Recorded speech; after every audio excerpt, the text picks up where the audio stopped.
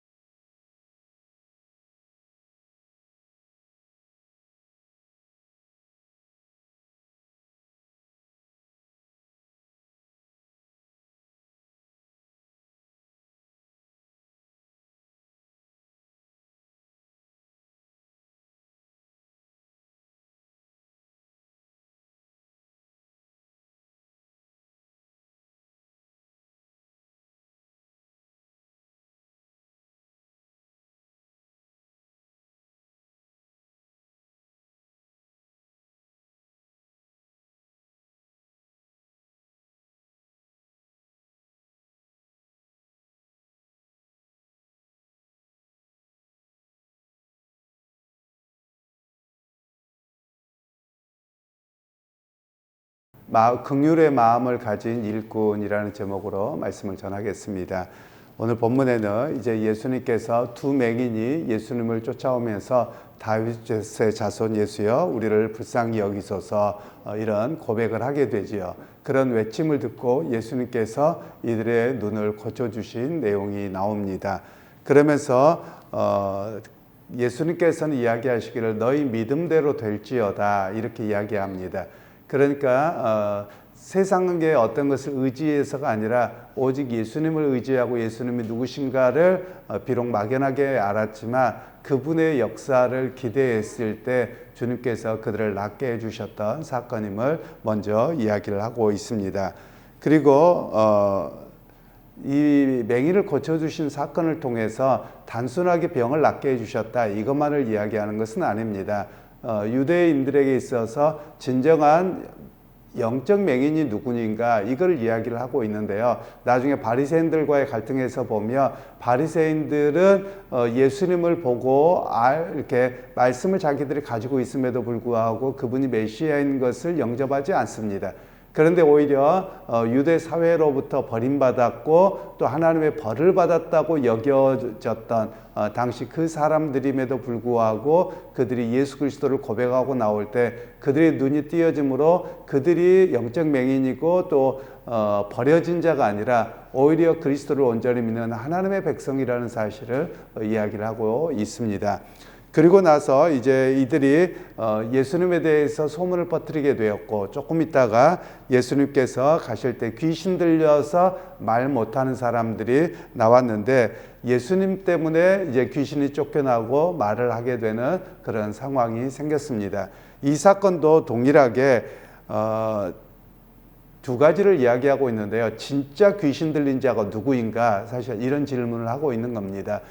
이 사람들은 귀신 들려 있어서 오히려 말도 못하고 있었지만 그리고 두 번째는 진짜 말 못하는 사람이 누구인가 이걸 이야기하고 있는데요. 이 마태복음은 유대인 공동체를 놓고 기록됐습니다. 그러니까 이 사건을 통해서 마태 사도는 유대인들에게 너희가 진짜 귀신 들린 자고 너희가 진짜 말 못하는 자가 아니냐 이 질문을 던지고 있는 겁니다. 왜 그러냐면 이들은 분명히 율법을 따라서 자신들이 매주 또는 매일 아침마다 회당에 가서 기도하고 예배하고 이런 모습이 있었거든요.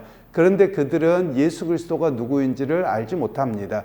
그리고 예수 그리스도가 왔다면 하나님의 보내신 자라는 사실을 그들이 고백하고 나와야 되는데 오히려 예수님을 더 비난하고 적대시하고 있었죠.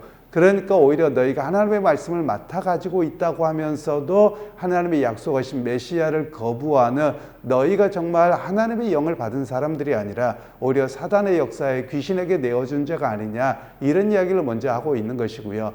그리고 두 번째 이야기는 하나님의 말씀을 받아가지고 있다면 그 말씀을 하나님 말씀대로 너희가 전하고 그대로 믿어야 되는데 오히려 너희들은 그렇게 하지 못하고 말도 못하고 있고 오히려 예수님에게 반대하고 있는 모습들이 진정 하나님의 말씀을 맡은 그런 스피커와 같은 역할을 너희가 바르게 하고 있느냐, 이런 질문을 이야기하고 있는 것입니다.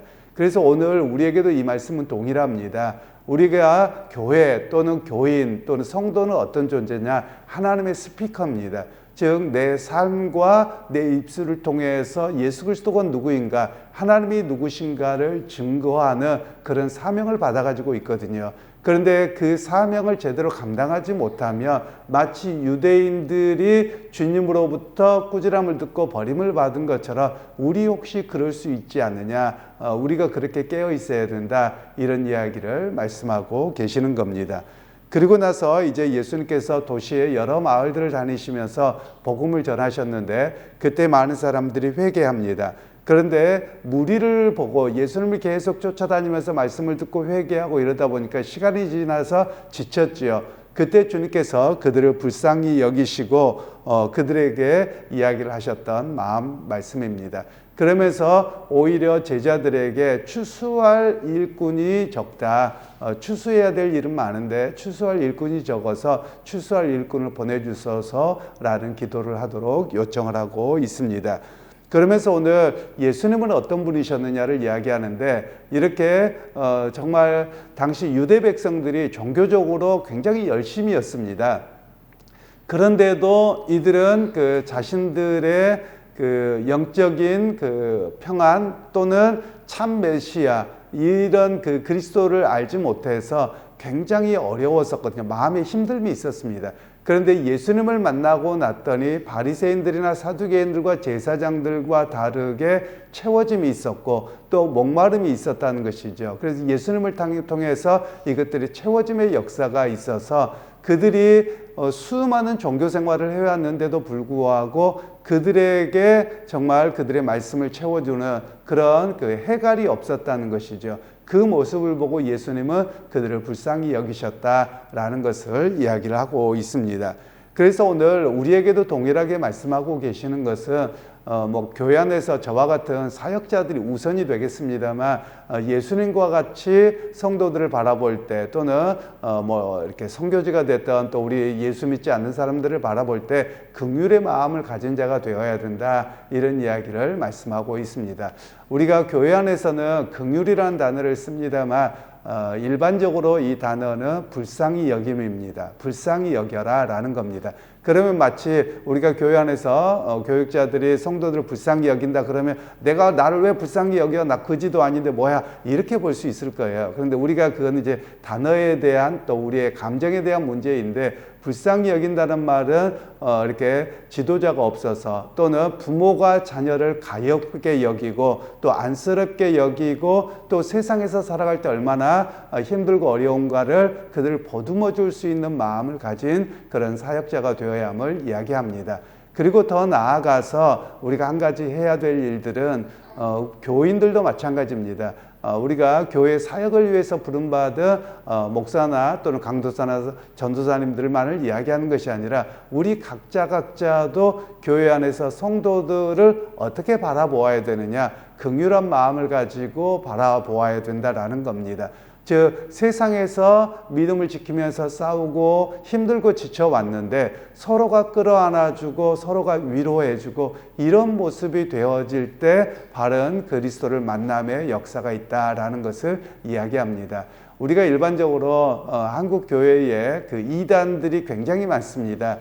이단들이 이렇게 많은 나라가 사실 없어요. 그런 이유가 여러 가지가 있습니다. 그 중에 하나는 무속 종교로 인한 그런 영향력이 가장 큰 것이고, 그리고 두 번째로 이야기하는 것은 과연 교회 안에서 성도들을 긍휼의 마음으로 주님의 마음으로 품어주고 있느냐라는 겁니다.